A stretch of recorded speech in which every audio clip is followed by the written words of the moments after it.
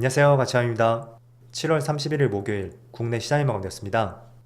자, 오늘은 새벽에 관세 협상 타결 뉴스가 나왔지만 생각보다 시장의 반응은 조금은 미지근했습니다. 그래서 코스피는 마이너스 0.2%로 마무리가 되었고, 그리고 코스닥도 800포인트를 지켜주면서 0.2%의 빨간불이 들어왔습니다. 자, 그리고 시총 상위종들을 보면 오늘 가장 눈에 띄는 것은 자동차 관련주예요. 현대차와 기아가 급락을 했었고, 또 조선 대장주 하나오션이 무려 13% 급등이 났습니다. 아울러 최근에 흐름이 좋았던 삼성전자도 파란불이 들어왔고, 반대로 하이닉스는 또 3% 급등이 나왔었네요. 전반적인 내용들을 조금 뒤에서 말씀을 드리겠고, 그리고 코스닥은 화장품과 미용기기 쪽, 이쪽이 그나마 상승다운 상승이 나왔던 것 같습니다. 실리콘투하고 클래시스, 또 펩트론까지. 펩트론은 비만 치료제 쪽이죠. 어쨌든 화장품과 미용기기 쪽, 이쪽이 그래도 코스닥 내에서는 좋은 흐름이 있었습니다. 그리고 코스피의 수급을 보겠습니다. 일단 관세 협상이 마무리가 되었지만 여전히 외국인의 순매수가 유지가 되고 있고, 반대로 기관 쪽에서 오늘 8천억이 넘는 많은 순매도가 나왔습니다. 그리고 코스닥도 마찬가지로 기관만 나홀로 순매도가 있었습니다. 그리고 삼성전자, 오늘은 모처럼 기관과 외국인의 양매도가 있었고요. 또 SK하이닉스, 이쪽은 모처럼 기관과 외국인의 많은 순매수가 들어왔습니다. 외국인이 모처럼 1,000억 이상의 순매수가 들어왔네요. 그리고 자동차 관련주를 보면 오늘은 현대차가 기관과 외국인의 많은 순매도가 있었고요. 또 기아도 마찬가지로 기관과 외국인의 많은 순매도가 있었습니다.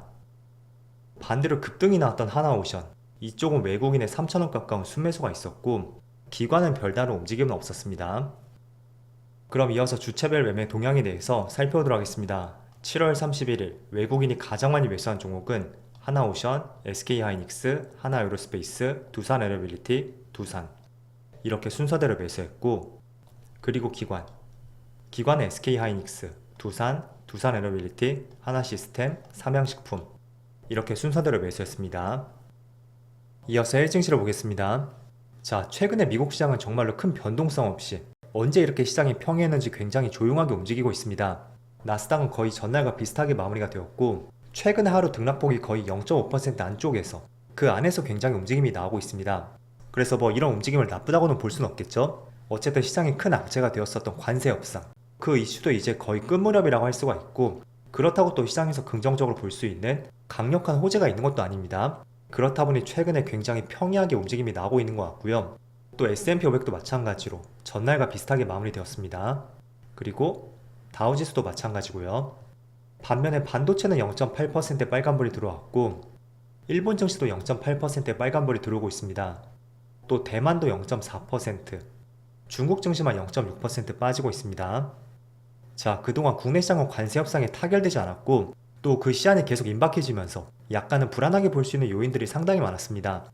하지만 오늘 새벽에 관세 협상 타결 뉴스가 나왔고, 그럼에도 불구하고 시장이 조금 빠지고 있습니다. 뭐 이런 흐름은 제가 생각했던 것과 조금은 반대되는 움직임인데, 그렇다고 시장이 또 크게 빠진 것은 아니죠. 저는 아마도 최근의 시장의 분위기, 자, 일봉상의 흐름을 보면 일본이 관세 협상이 타결이 되고 나서 그 뒤부터 국내 시장의 흐름이 굉장히 좋았습니다. 직전 박스권 고점도 돌파했었고, 또 어제는 4년 만에 신고가를 경신했거든요. 자, 그리고 이번 주에 수급을 보더라도 외국인의 줄기찬 매수가 계속 이어졌습니다. 그래서 오늘 시장이 조금은 빠지는 것은 외국인 입장에서는 관세 협상 타결에 대해서 이쪽에 조금 더 무게를 실었던 것이 아닐까 라고 생각해 볼 수가 있고, 그에 따라 오늘은 몇 개의 종목을 기준으로 해서 재료 소멸 관점으로 시장이 조금은 빠지는 것 같습니다. 하지만 깊이 빠지는 것은 아니잖아요. 그래서 오늘 비록 파란불이 들어온다고 해도 저는 여전히 시장을 긍정적으로 볼 수 있는 부분이라고 생각이 되고, 또 조금 더 큰 그림에서 본다면 관세 협상에 타결이 되었다는 것이 굉장히 국내 시장에는 호재로 보고 있습니다. 만약에 이번에 관세 협상에 타결되지 않았고 또 다음 달로 연기가 된다든지, 또는 생각보다 관세율이 높게 나온다면 뭐 20% 이상, 굉장히 국내 시장은 큰 급락이 있었을 거예요. 그래서 오늘 시장이 빠진다고 너무 부정적으로 보지 마시고요. 저는 큰 그림에서는 관세 협상이 타결이 되었다라는 것은 하반기에 국내 시장의 대표적인 악재가 사라졌고, 이제는 직전 고점을 향해서 나아갈 수 있는 발판이 마련됐다, 이런 관점을 가져보는 것이 필요할 것 같습니다. 자, 그리고 관세 협상이 타결되면서 또 오늘 크게 상승하는 업종이 있고, 반대로 또 크게 하락하는 업종이 있습니다. 왜 이런 움직임이 나오는지 한번 살펴볼게요. 자, 일단은 국내 상호 관세율이 15%로 낮아졌죠. 자, 그런데 자동차 관세율을 보면 기존의 대한민국의 관세율은 0%였습니다. 그런데 이번에 15%로 증가했고 또 상대적으로 경쟁 국가였던 일본과 유럽 이쪽은 2.5%에서 15%로 원래 우리는 FTA 때문에 0%였고 일본과 유럽은 2.5%였습니다. 그래서 기존 베이스 자체는 조금은 차이가 있었지만 이번에 관세 협상을 통해서 일본과 유럽과 동일해졌습니다. 그래서 국내에서도 협상할 때 12.5%를 제시를 했었거든요. 하지만 일괄적으로 15%가 적용이 되었습니다. 자, 그래서 그런 관점에서 보면 그동안은 대미 수출 관세는 0%였다면 이런 부분이 조금은 이점으로 작용이 되었습니다.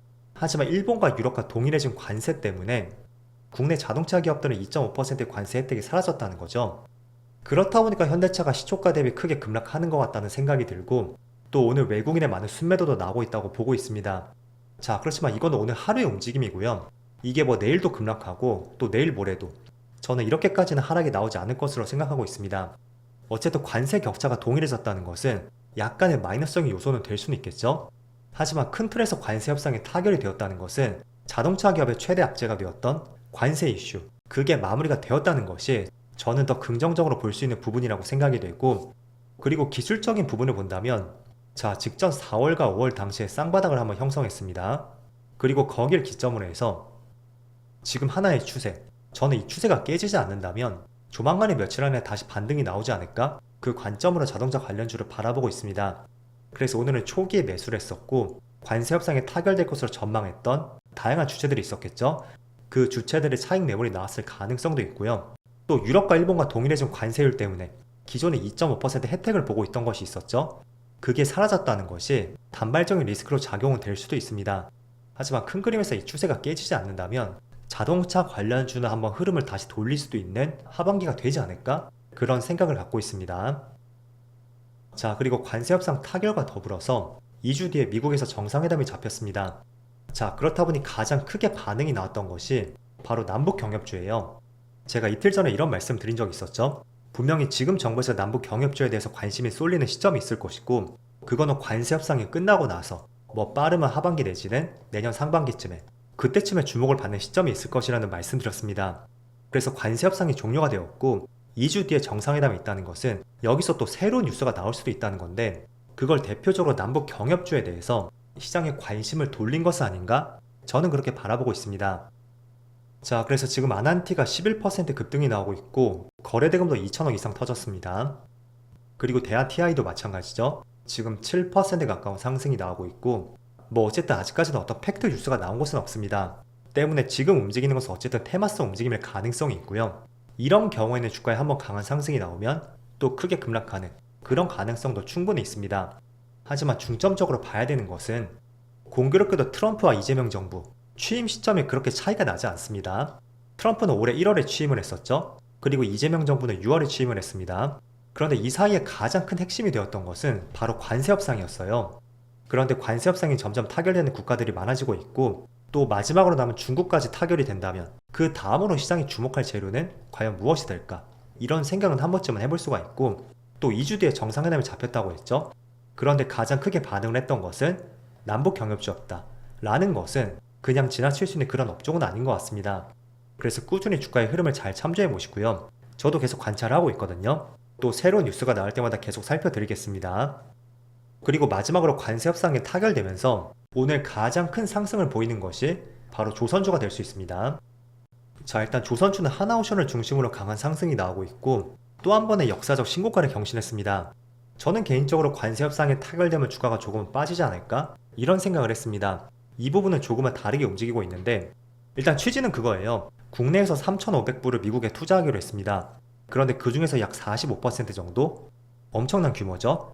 약 1,500억 불 정도 된다고 하는데 이게 조선협력의 전용 펀드로 사용될 것이라는 발표가 나왔습니다. 그래서 국내 기업이 미국에 진출하는 데 있어서 굉장히 큰 뒷받침이 될 수가 있고요. 그런 부분 때문에 다시 한번 역사적인 거래 대금과 함께 또 한 번의 신고가를 경신하고 있는 것 같습니다. 자, 투자액이 3,500불인데 여기서 1,500불이 조선협력 전용 펀드로 사용된다 라는 것은 시장의 생각을 뛰어넘는 굉장한 규모라고 볼 수 있습니다. 그래서 그런 부분 때문에 굉장히 큰 상승이 나오고 있고 하지만 또 최근에 가파른 상승이 나온 만큼 너무 급하게 따라붙는 관점은 배제하시고요. 항상 시장이 과열적으로 상승이 나올 때 그때는 조금은 한 템포 쉬어가면서 업종과 종목들을 바라보는 것을 권장해 드리겠습니다. 자, 그럼 오늘이 7월 마지막 날인데 다행히도 미국과의 관세 협상이 타결이 되었습니다. 8월부터는 본격적으로 시장에 좋은 흐름이 나올 수 있기를 한번 기대해보면서 오늘 영상 마치도록 하겠습니다. 그럼 편안한 저녁 되시고요. 저는 내일 영상에서 다시 찾아뵙도록 하겠습니다. 감사합니다.